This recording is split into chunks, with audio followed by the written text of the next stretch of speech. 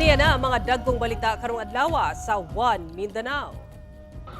Upat, patay, 13 samdan, human nagbangga ang usa ka van ug usa ka pick-up sa General Santos City.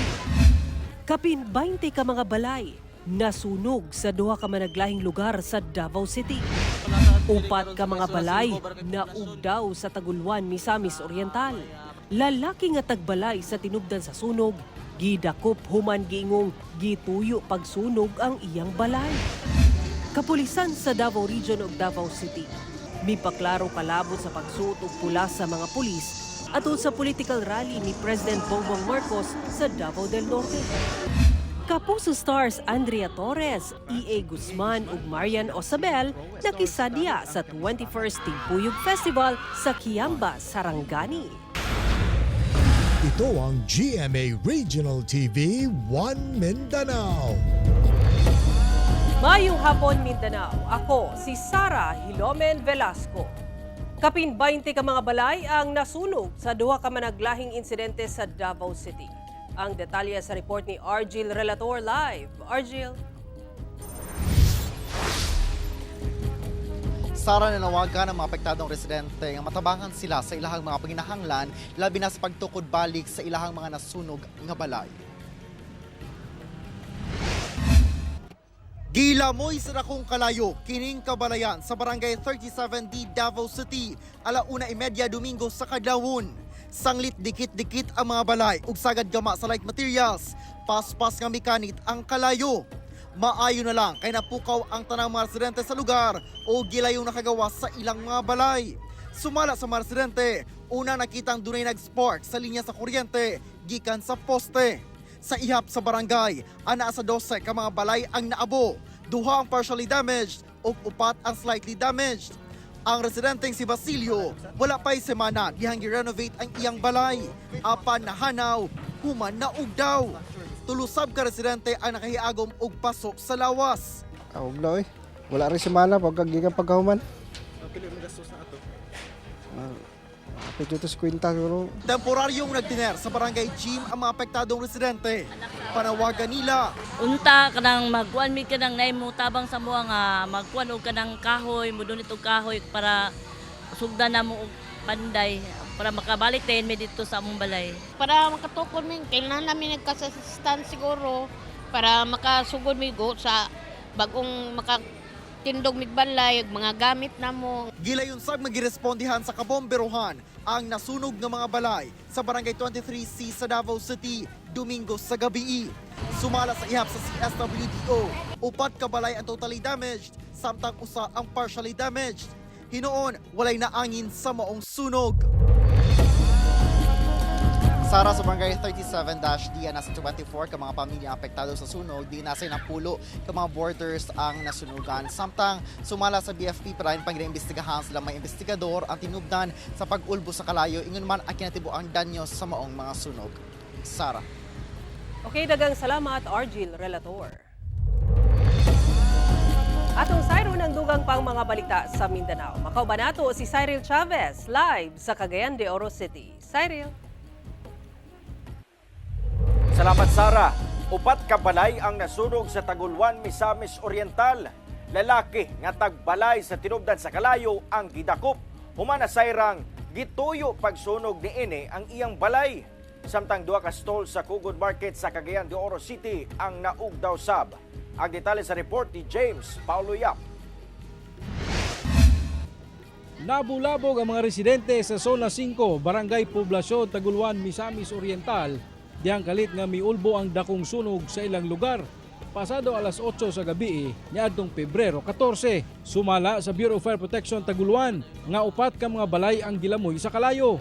Dugang sa BFP Taguluan nga nagsugod ang kalayo sa panimalay sa usa ka lalaki, din gituyo matud pa niya og sunog ang iyang balay. Night time nga okay siya kay sa mga previous days okay siya pero ato nga day unruly gid yang behavior gyud. So kay murag napod siya kanang history sa kwandaw kanang substance abuse pa. Miabot sa 400,000 pesos ang damyo sa maong sunog.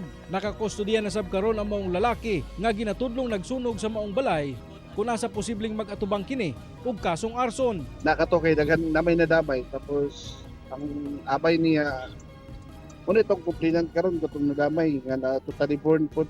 Okay. Balay siya isuon. May nag-complain siya karon. Samtang sa Cagayan de Oro City, duha ka stalls sa Cogon Public Market ang gilamoy sa kalayo pasado alas 8 sa gabi adlawng Sabado. Sa video nga kuha sa usa ka netizen, makita pa ang pagdilaab sa kalayo nga nagsugod sa usa ka tindahan ug RTW. Gisaka sa ikaduhang alarma ang sunog, di nagbilin kini og kapin 200,000 pesos nga danyos. Hinuon walay natala nga namatay o nasamdan sa duha ka mga insidente sa sunog. Kauban si Makoy Sempron, James Paulo Yap, 1 Mindanao.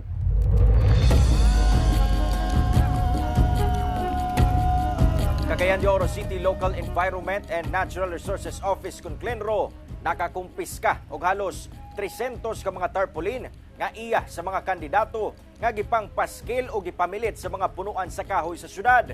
Busa buhatan, padanan og sulat ang maong mga kandidato sa ilang kalapasan. Ani ang report.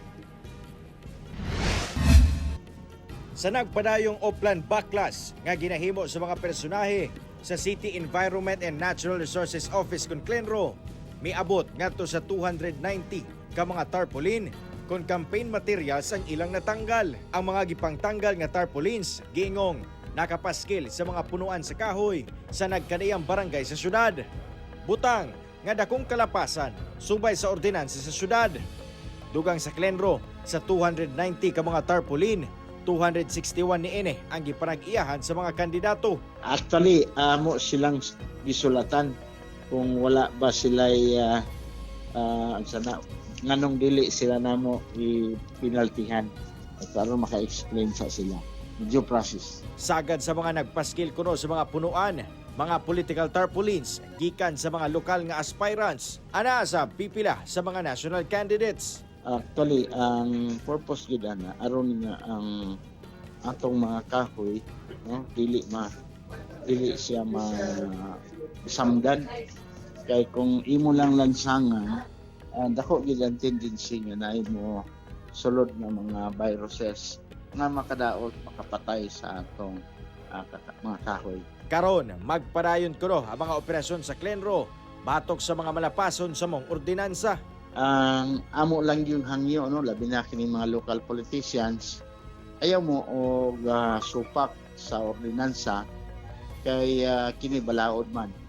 Kunya kung gusto ninyo panglansangan ng mga kahoy, i-amend ninyo ang maong ordinansa. Cyril Chavez, 1 Mindanao.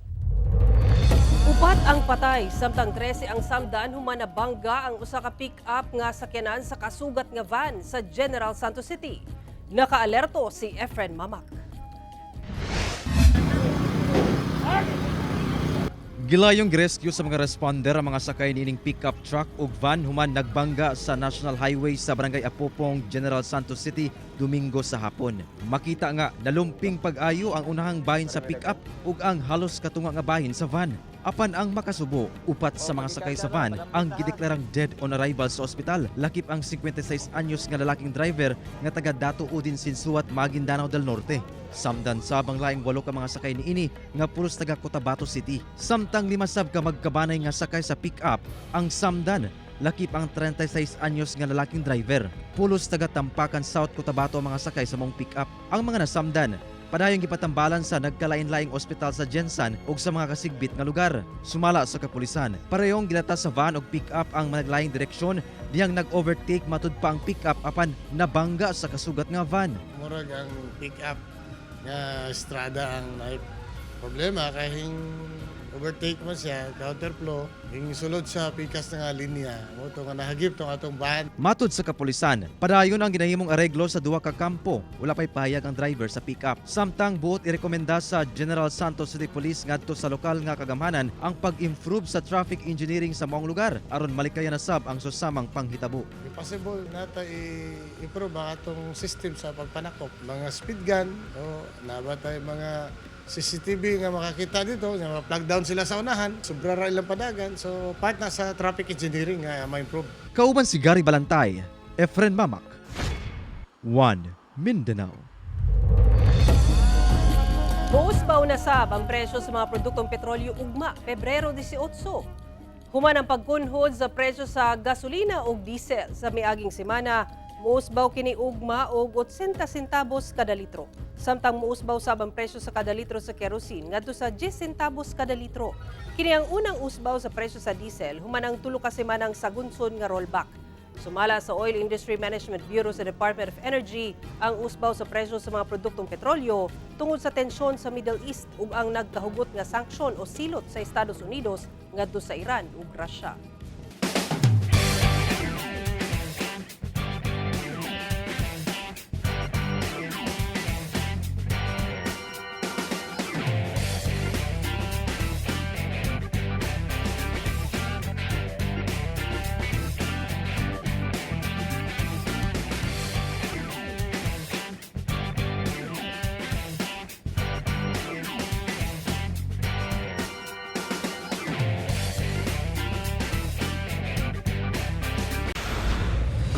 Ito ang GMA Regional TV 1 Mindanao.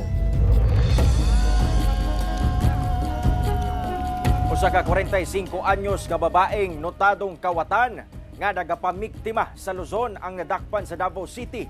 Ang modo sa sospek mosulod isip kasambahay apan kawatan lang di ay ang iyang amo dayon mosibat.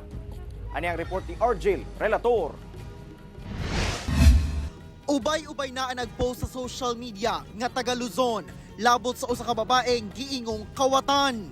Gikan Luzon, nasayran sa kapulisan nga miabot kini sa Davao City niadtong February 10. Malampusong nadakpan sa Talawmo Police sa Quezon Boulevard, Davao City ang 45 anyos nga suspect pinasikad sa warrant of arrest nga gipagula sa korte sa Dasmariñas City sa Cavite sa kasong qualified theft. Pag mahinit po siya dito sa NCR and sa Cavite, is pupunta po siya ng Davao City sa kanyang ka-live-in partner para magpahinga and babalik ulit pag medyo lumamig na yung sitwasyon, sir. Upon verification, sir, na positive na siya talaga, ang suspect natin, meron po tayong info na gumagamit siya ng fictitious names. Ang modus sa suspect, mga ply isip kasambahay gamit ang managlahing mga pangalan. Apan kung madawat ug makuha na ang pagsalig sa iyang amo, dito na niini buhaton ang krimen. Peke sa matud pa ang mga rekisitos nga ginapasa sa suspect. Ang dami niyang ninakawan, sir. More or less 20 ang reklamo na check po natin, no, sa NCR and sa Cavite. So, ang ninanakaw niya po, sir, is usually cellphone, gadgets, laptop, relo, alahas, pera. Nakatakdang ikumit sa korte sa Cavite ang suspect nga wala na mihatag og pahayag. Nanawagan sab ang kapulisan sa mga nabiktima pa sa suspect nga magpa-assist sa pinakaduol nga police station. Kauban si Melchor Awing sa kamera. Ako si Argel Relator. 1 Mindanao. Gikwestiyon karon ang nag-leak sa social media nga memorandum sa Police Regional Office 11 ngadto sa Davao City Police Office nga nagmando sa pag-deploy og personahe nga magsuot og pula sa usa ka political rally nga gipangunahan ni President Ferdinand Marcos Jr. sa Carmen, Davao del Norte. Ari ang report ni John D. Esteban. Mao kini ang nagkatag nga memorandum sa kapulisan online. Dinhi nakalatid nga kinahanglan og dugang security personnel atol sa political rally nga gipangunahan ni President Ferdinand Marcos Jr. sa lungsod sa Carmen, Davao del Norte niadtong Sabado, February 15. Gimando nga mudugang og 55 PNP personnel gikan sa Davao City Police Office nga i-deploy sa nasangpit nga kalihukan ilawom sa operational control sa Presidential Security Command. Gipasuot ang mga i-deploy nga pulis og pula. Butang nga gikwestiyon sa publiko ang pagka non-partisan organization sa kapulisan uway gidapigan o gisuportahang politiko. Pinaagi sa statement, gikumpara ni Acting City Police Director, Police Colonel Hansel Marantan nga tinuod ang memo apan internal dapat kini o dili otorisado alang sa sirkulasyon. Ang direktiba subay matud pa sa request sa Police Regional Office 11. Ang 55 PNP personnel i-augment sa Presidential Security Command isip inner security alang sa pagbisita ni PBBM. Gitataw sa DCPO nga ang deployment standard security measure aron masiguro ang kaluwasan ug seguridad sa presidente ug sa katawhan. Nagpabilin matud pang apolitical o non-partisan ang DCPO o ug magpabiling professional sa tanan niining operasyon. Sumala sa Police Regional Office 11, kabahin matud pa kini sa regular deployment. Ang color red attire ti mailahan matud pa nga sila lakip sa inner security nga gi-request sa PSG. Gitin-ausab nga wala kini laing pasabot ug ang PNP nagpabiling apolitical ug non-partisan organization. Kauban si Bebot Cajes sa kamera, John D. Esteban, 1 Mindanao. Lalaking sospek sa pagpangarnap og baubao sa Turil, Davao City patay human ang ilog matud pa og pusil sa pulis. Biyernes sa gabi diha ang kalit nga nawala ang usa ka baubao sa parking area sa usa ka mall sa Turil, Davao City. Dihang nadawat ang report giling naglusad og hot pursuit operation ang Turil Police. Human ang usa ka oras naharang ang 28 anyos nga lalaking sospek sa area sa Bansalan, Davao del Sur nga nagmaneho sa gikarnap nga baubao. Dihang gibiyahe na pabalik og Davao City ang sospek Sabado sa kadlawon pag-abot sa Barangay Binugaw, Turil nang hangyo matud pa ang sospek nga mangihi busag giubanan kini sa pulis. Apan kalit lang matud pa nga giilog sa sospek ang issued firearm sa pulis ug misulay nga mamusil. Agi depensa, gipusil sa kaubang pulis ang sospek. Gidala pa sa ospital ang sospek apan patay na. Sumala sa Turil Police, daan na nga ginamonitor ang grupo sa sospek human natala ang mga karnaping incident sa mga milabay nga bulan.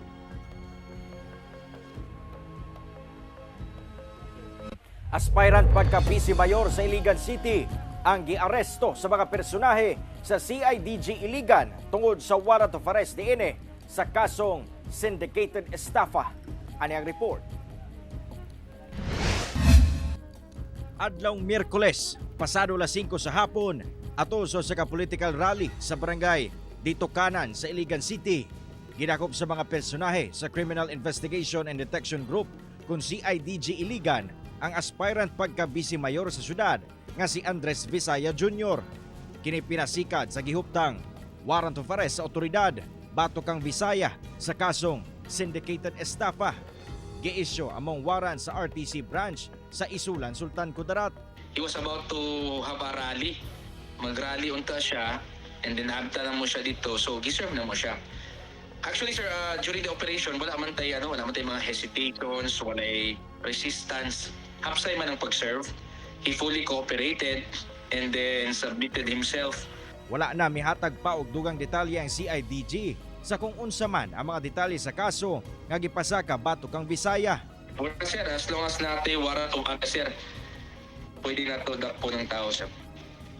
Regardless of his status or unsa man. Kailangan na to bangon ng korte, sir. Human mipailawom sa booking proceedings ang akusado. Giliyang kining gibiyahe padulong sa probinsya sa Sultan Kudarat aron dalhon sa korte kung asa ipahigayon ang pagdungog sa iyang kaso. Una pa man gidakop si Visaya kaniadto anaa kini sa political ticket ni kanhing Pro 10 Regional Director retired General Rolando Anduyan nga aspirant pagkamayor sa Iligan City. Gani niadtong milabayng semana nag-uban pa ang duwa sa gihimong Unity Walk ug Solidarity Pack sa syudad sa pagpanguna sa Comelec Iligan. Sa gipadalang text message ni Anduyan sa GMA Regional TV 1 Mindanao, gibutyag niya nga sukad pa si milabayng tuig, gitanggal na si Visaya isip iyang running mate. Ginasuwayan pa sa GMA Regional TV 1 Mindanao nga makuha ang pahayag sa maong aspirant. Kauban si Jaybert Pairat, Cyril Chavez, 1 Mindanao. Nagpasidaan ang Davao City Police Office batok sa mga illegal quarry operation sa syudad. Sumala ni DCPO Acting City Director Police Colonel Hansel Marantan nga ilang pakusgan ang pagmonitor o pagsuta sa mga illegal nga quarry operation sa Davao City. Kini madadakpan ang 8 katrabahante sa matud pa illegal quarry operation sa Barangay Lacson sa Kalinan District sa milibayng semana. Wala matud pa sila ay mapakitang dokumento. Gikonsidera matud pa kining large-scale illegal quarrying operation tungod sa kalapad sa area. Kaso paglapas Republic Act 7942 o ang Philippine Mining Act of 1995 ang giatubang nga kaso sa mga dinakpan nga wala na mihatag og pahayag. Pinalista ko lahat ng mga quarry sites dito sa Davao City at we intend to visit those quarry sites and if found some violations on it, we will cause the closure of the quarry sites. Gidakop sa kapulisan ang usa ka 23 anyos nga lalaki nga gingong nangawat og cellphone kinsa mikatkat sa atop sa usa ka panimalay sa General Santos City. Sa video makita kining pipila ka mga residente lakip mga pulis nga dunay ginalantaw sa atop sa usa ka pribadong panimalay sa Sampaguita Street, Barangay Dajangas East, General Santos City pasado alas 12 sa udto niadtong Sabado.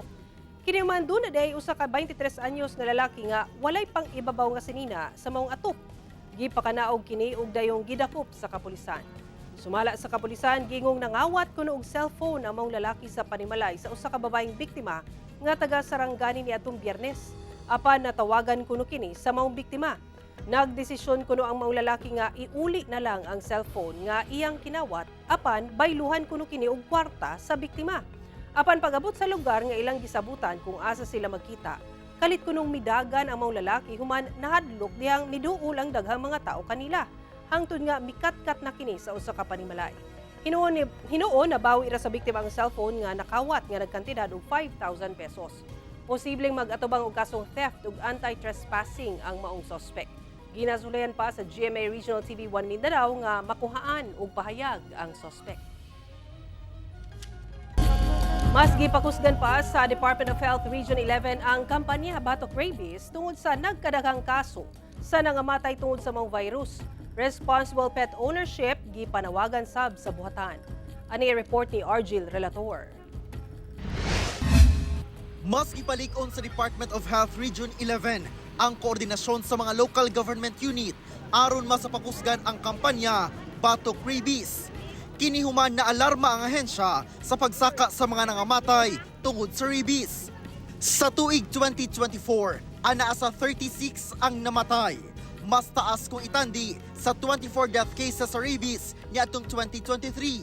Samtang anaa sa kapin 120,000 ang animal bite cases niadtong 2024. Anaa matud pay 1 million pesos nga pondo ang DOH-11 alang sa anti-rabies vaccination karong tuiga. O gilaumang magdugang pa ang Central Office og 1,800 vials. Apan, dili daw paigo tungod sa nagkadaghang kaso sa napaakan.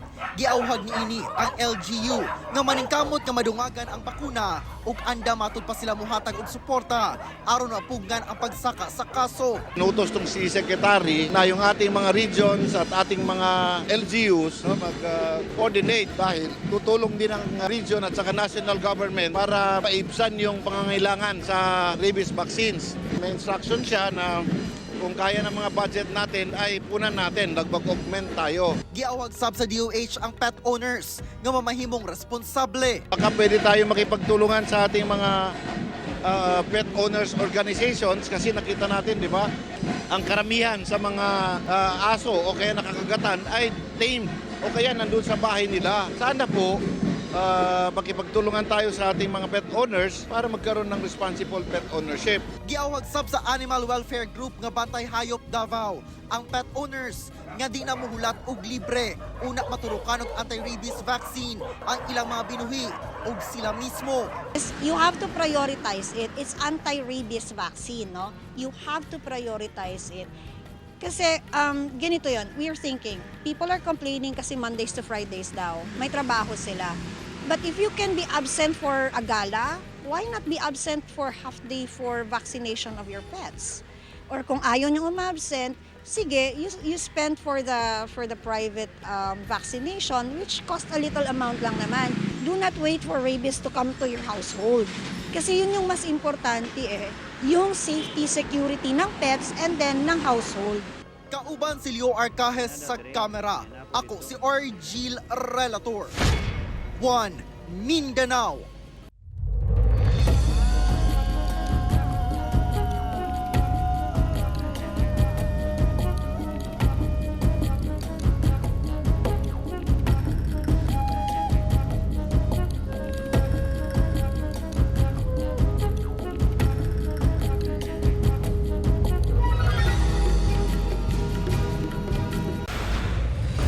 Ito ang GMA Regional TV 1 Mindanao.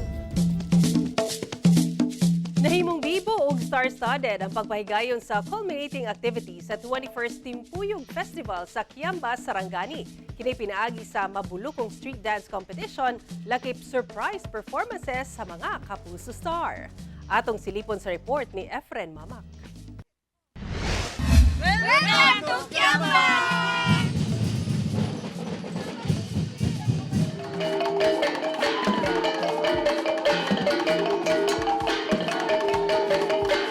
Daw gipandungan sa 2,455 ka mga payong ang gipahigayon nga street dance competition agig pagsaulog sa Timpuyog Festival nga gipahigayon sa Municipal Grounds sa Kiamba, Sarangani niadtong Biyernes.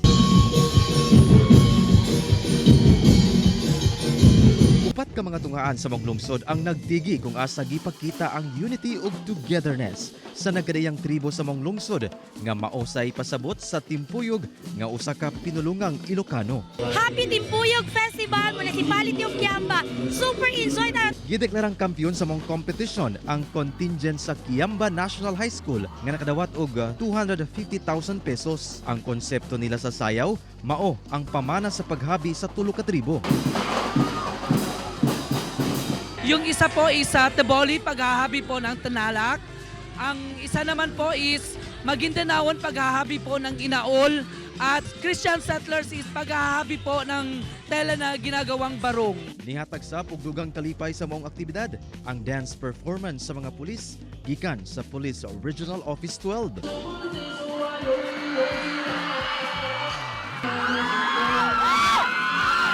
Apan mas nahimong bibo og star-studded ang kapistahan, human nakisadya ang pipila ka Kapuso Stars. Sama ni The Clash Season 4 Grand Champion Marian Osabel kinsa nagpakita sa iyang singing prowess.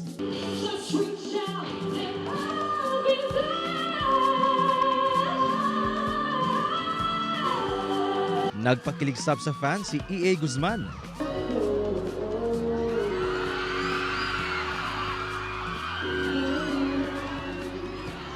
Ug nahugyaw ang tanan dihang nag-perform na si Andrea Torres.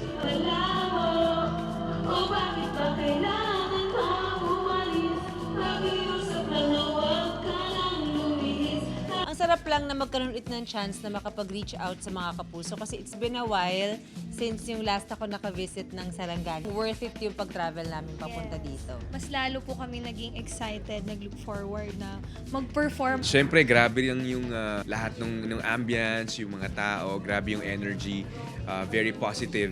And ang sarap mag-perform sa harap nila. Kauban si Gary Balantay ug Bong Vicencio, Efren Mamak, 1 Mindanao. Formal nang gi-turnover sa Davao Light and Power Company ang Kalinaw Garden ngadto sa Southern Philippines Medical Center. Kung unsa kini atong sayron sa report ni John D. Esteban. Sagad nga anaa sa ospital, magulanon tungod sa problema sa sakit ug balayronon. Busa usa ka mental health o healing space ang gitukod sulod sa Southern Philippines Medical Center sa Davao City. Nga gipondohan og kapin 4 million pesos sa Davao Light. Ang proyekto nga ginganlan og Kalinaw Garden, formal nga gi-turnover adlaw Biyernes. Usa sa mga nalipay sa pagtukod sa mong garden ang maghigala nga senior citizen. Kinsa regular usab nga nagapa-check up sa maong ospital. Gulay mi diri and then I shade and then makalanghap mig mga fresh air. Kung moanhi mi diri gyud, maka-relax jud mi kay magbalik-balik man mi diri og check up. Tinguha sa Kalinaw Garden nga mahatagan og espasyo nga makarelax labi na ang panguna-huna o makapahulay ang mga watcher, mga pasyente ug mga empleyado sa ospital aron maampingan ang kahimsog sa ilang pangisip. In line with our kining effort to serve our customers better, so we want to add value sa atong community by partnering with SPMC para sa ato ang mga medical workers and our hospital patients. I-rehab na mo ni actually na may existing garden pero ang sulti magud sa Secretary of Health dili lang clinical aspect yun ang hospital, dapat na aspect for healing and garden. So ay hindi nakakahalubilo masyado doon sa mga may sakit doon sa ward, no? Na decongest natin yung mga wards na dapat ay sa mga pasyente, Kauban si Bebot Cajes sa kamera. John D. Esteban, 1 Mindanao. O kato ang mga ulahing balita sa Mindanao karong adlaw. Mamahimo ninyo kini makita pag-usab pinaagi sa pagbisita sa official website sa GMA Regional TV o bisitahang among official YouTube channel ug i-click ang subscribe button para sa pinakaulahing balita.